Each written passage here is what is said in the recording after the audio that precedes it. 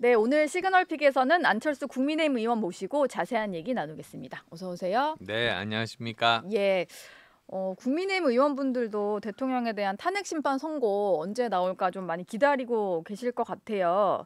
일단 국민의힘에서는 각하를 많이 기대하시는 것 같습니다. 각하 또는 기각.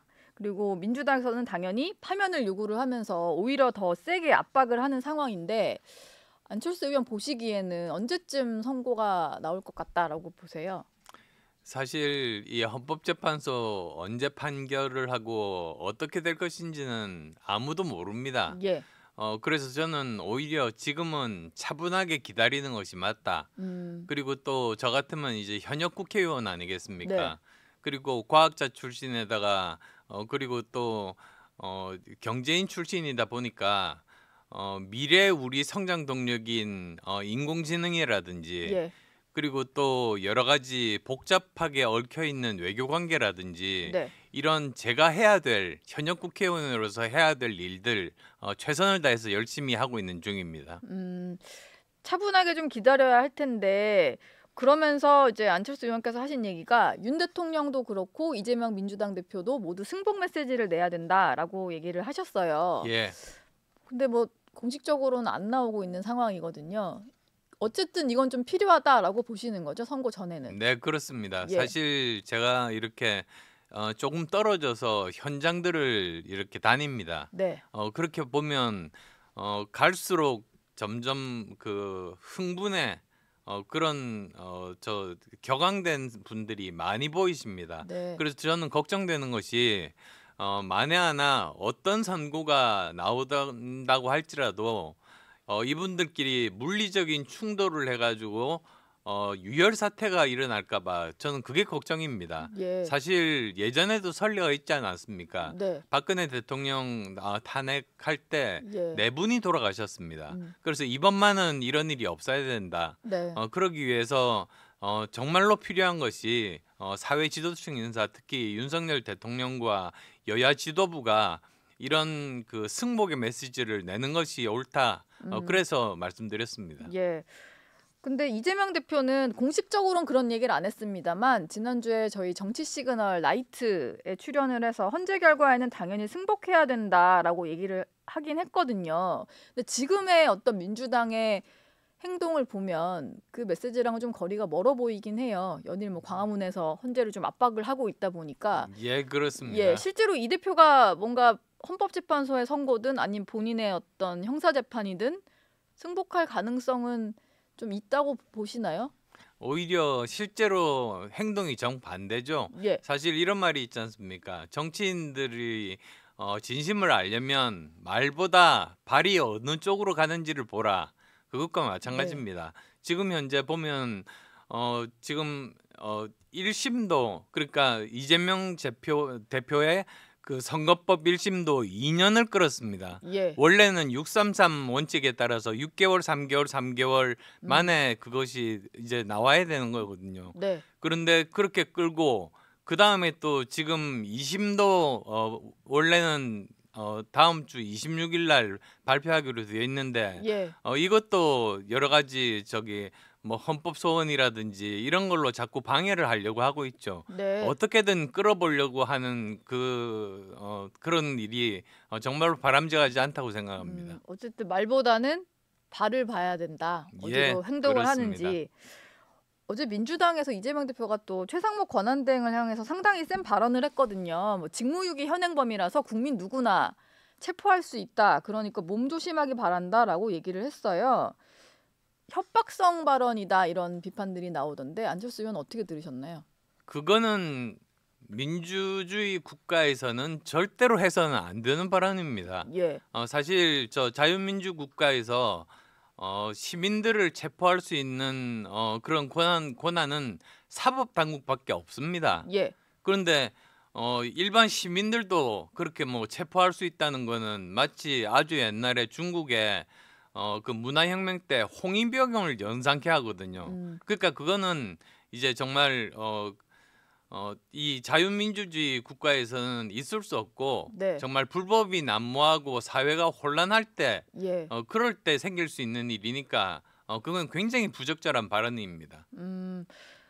근데 이게 실제로 좀 최상목 권한대행을 압박을 넘은 어떤 겁박 이런 목적으로 한 말일까요? 왜 이 말이 나왔다고 생각하세요?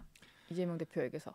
그러니까 지금 현재 여러 가지 이재명 대표가 하는 행동들을 보면 네. 마치 대통령인 것처럼 이렇게 행동을 하지 않습니까? 네. 그러니까 압도적인 그 입법 권한을 이용해서 자기가 하고 싶은 행동, 하고 싶은 말들을 다 하는데 저는 그러면서 그 모습을 보는 국민들은 뭐라고 생각할까? 예. 과연 과도한 입법 권력을 가진 사람에게 네. 대통령 권한, 이 행정권까지 줘서 우리나라를 마음대로 바꿀 수 있는 권한을 주면 도대체 어떤 일이 생길까?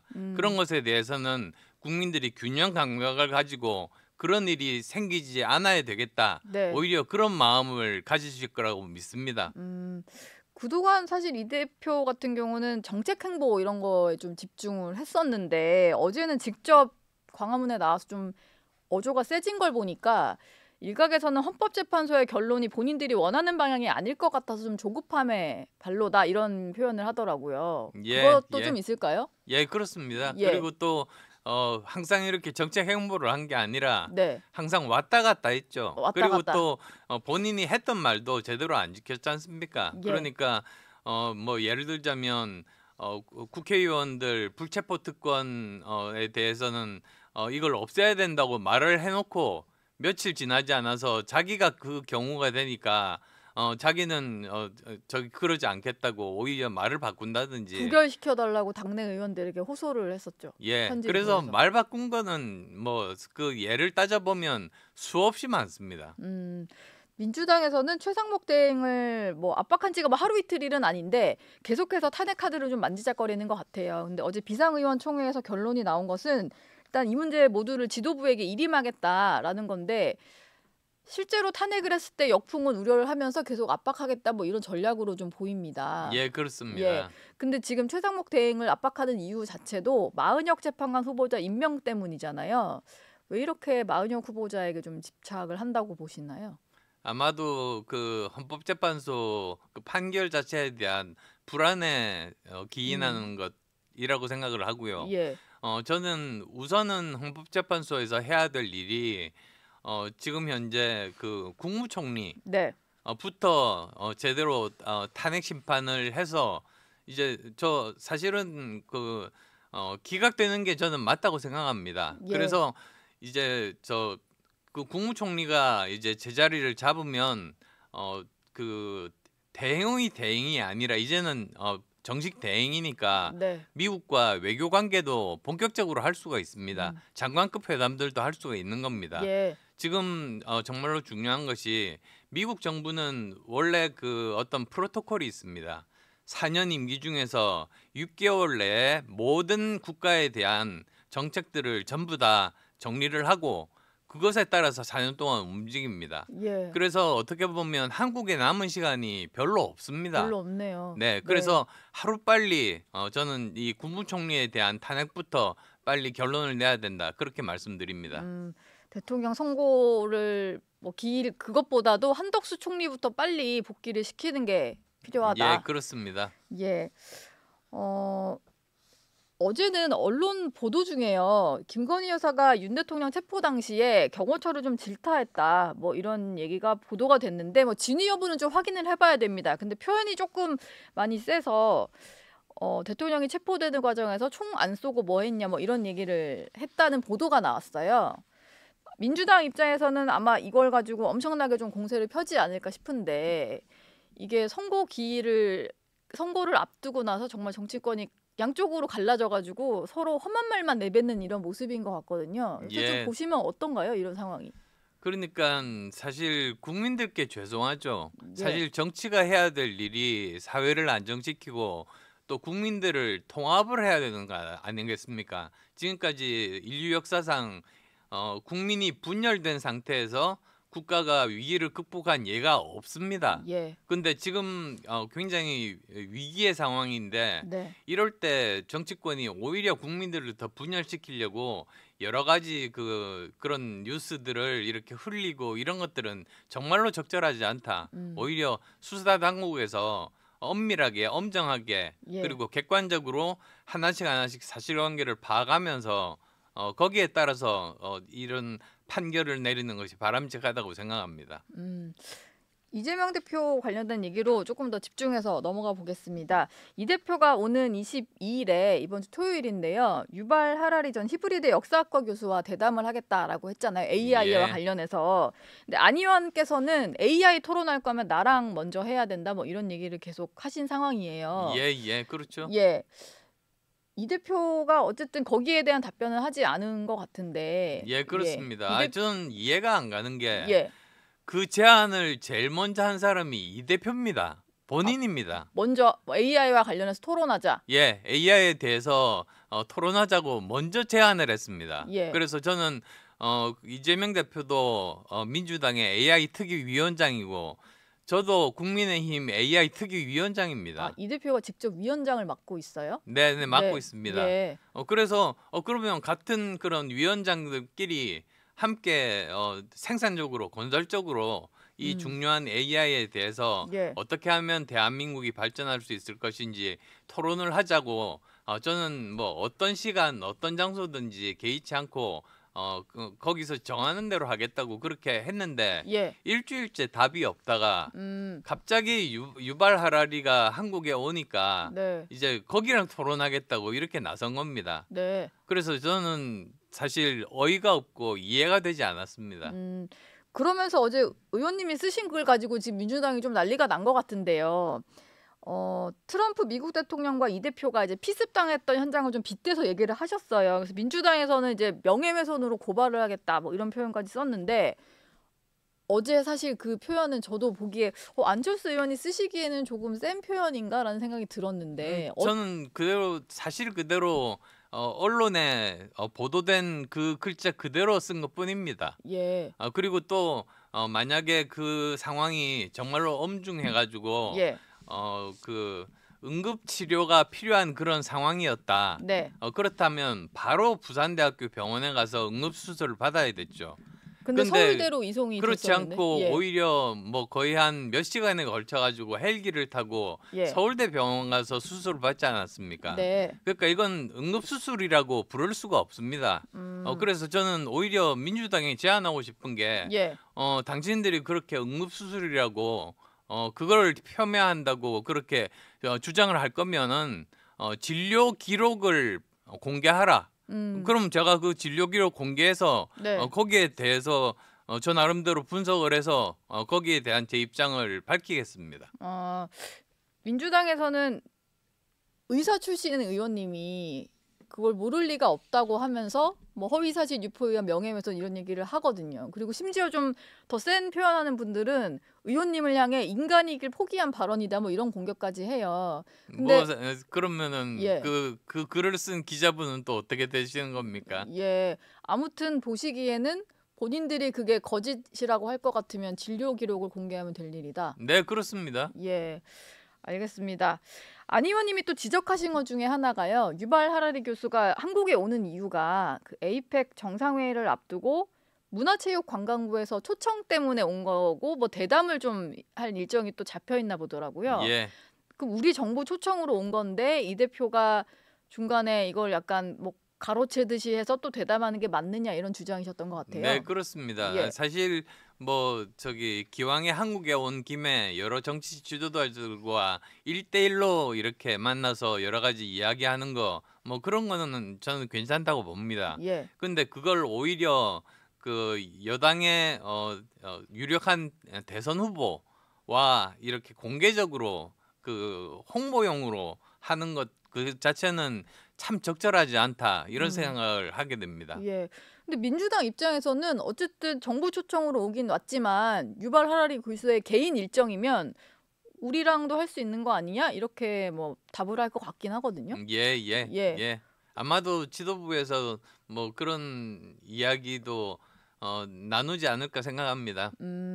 알겠습니다. 오늘 이재명 대표는 삼성전자 이재용 회장 만나는 일정이 예정이 되어 있어요. 예.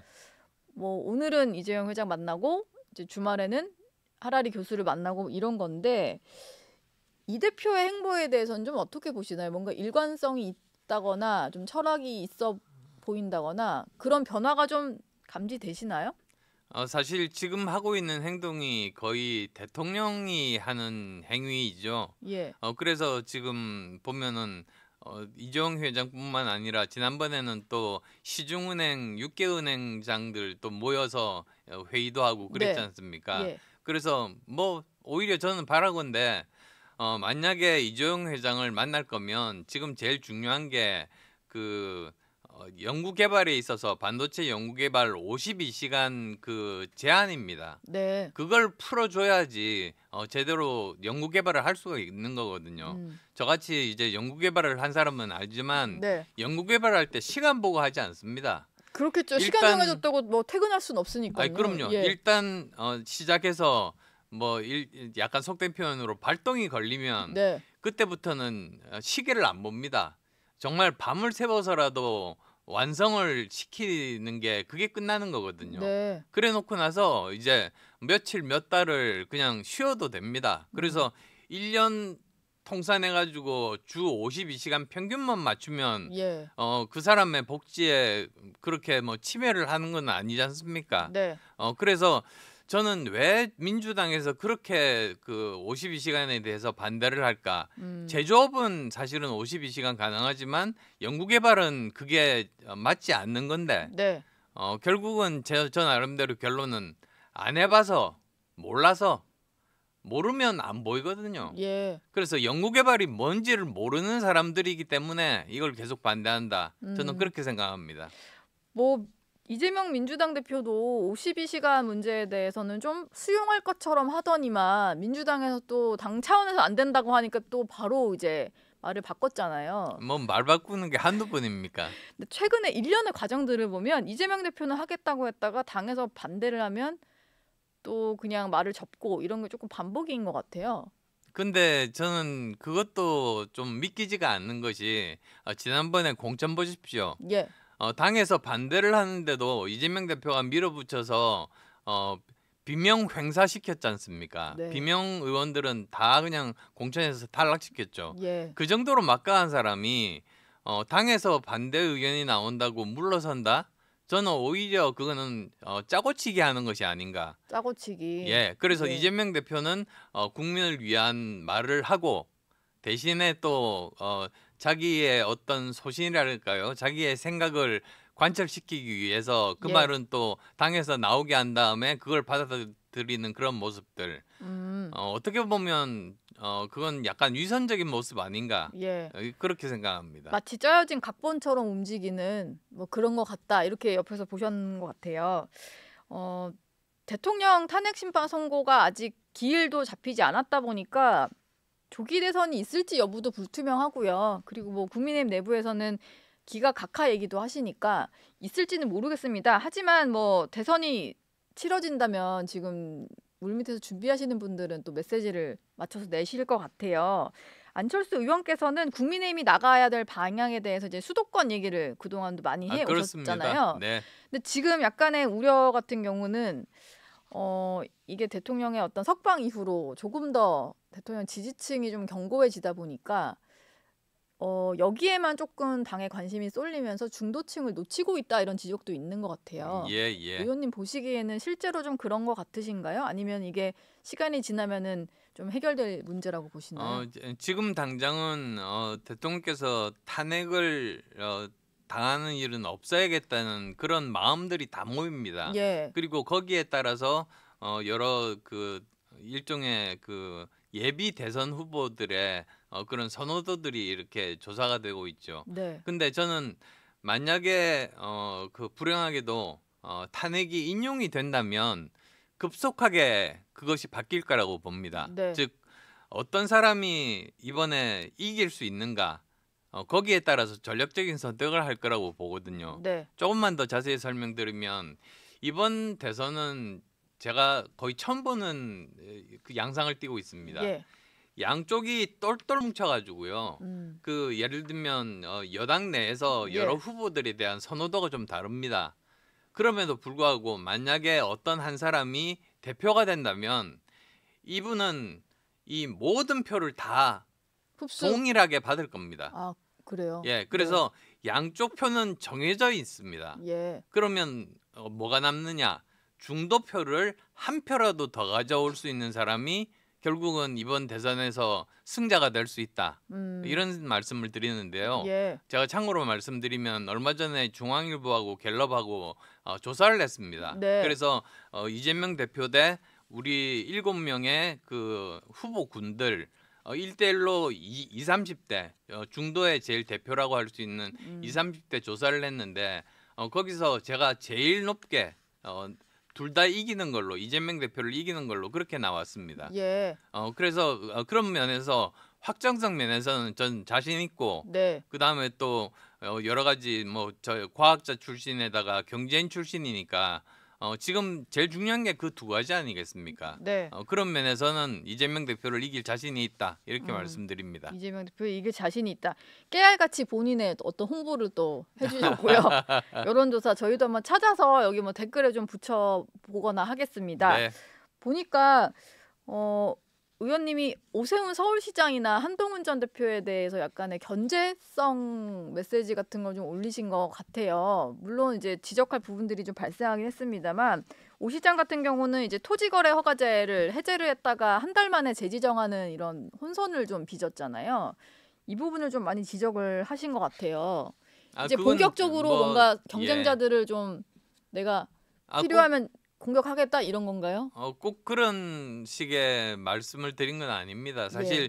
토지거래 허가제를 너무 성급하게 이렇게 도입을 했죠. 그러니까 우리 그 금리가 낮아지면서 예.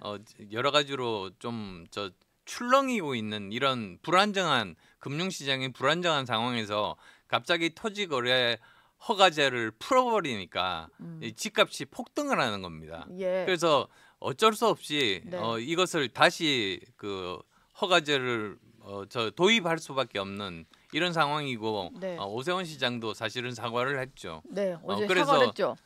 그 말에 대해서 그것에 대해서 잘못된 정책이다 그렇게 말씀드린 겁니다.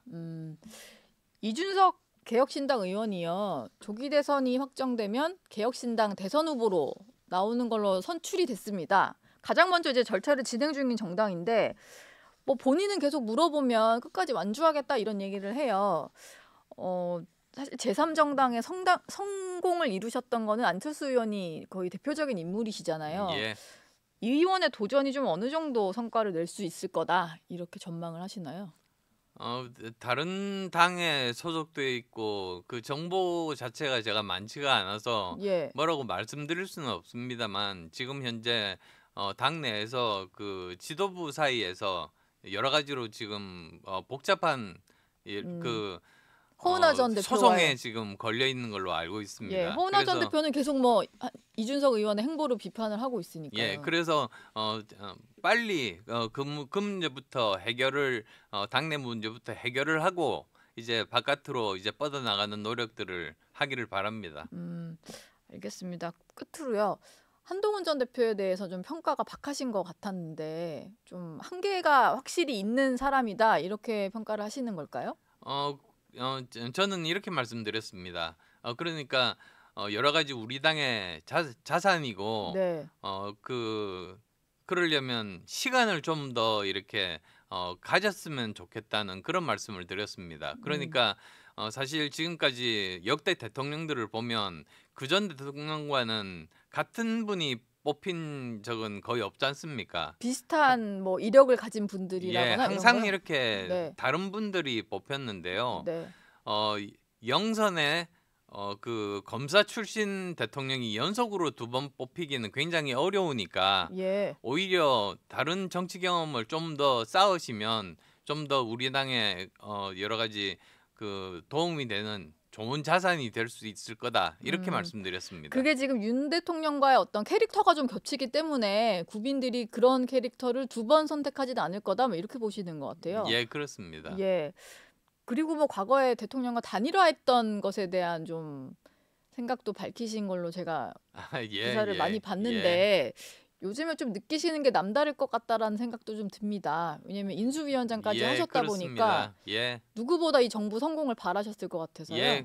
그리고 또 저는 DJP처럼 좀 반반 이렇게 원한 것이 아니고 오히려 저는 제가 그 전문성을 가지고 있는 의학이라든지 예. 그리고 또 그 기술이라든지 그리고 창업 경영이라든지 또한 그 교수 10년 했지 않습니까? 네. 이런 부분들에 대해서 제가 생각할 때 가장 적합한 사람들을 추천을 하고 정책을 추천을 하면 그 부분이 성공할 수 있을 거다. 이런 음. 생각을 했었는데요. 네. 제가 추천한 분 한 분도 다 기용을 안 하시는 걸 보고 음. 결국은 그 권한의 크기와 책임의 크기는 같지 않습니까? 네. 만약에 제가 추천하는 분이 거기서 임용이 돼서 실패를 한다면 그 책임은 대통령 책임이 아니라 제 책임인 거죠. 네. 근데 반대로 대통령께서 이제 그 원하시는 분을 뽑으셨으니까 그 책임은 아마도 국정 전반에 대해서는 내가 책임지겠다. 그 음. 생각으로 그렇게 하신 걸로 그렇게 음. 이해했습니다. 예.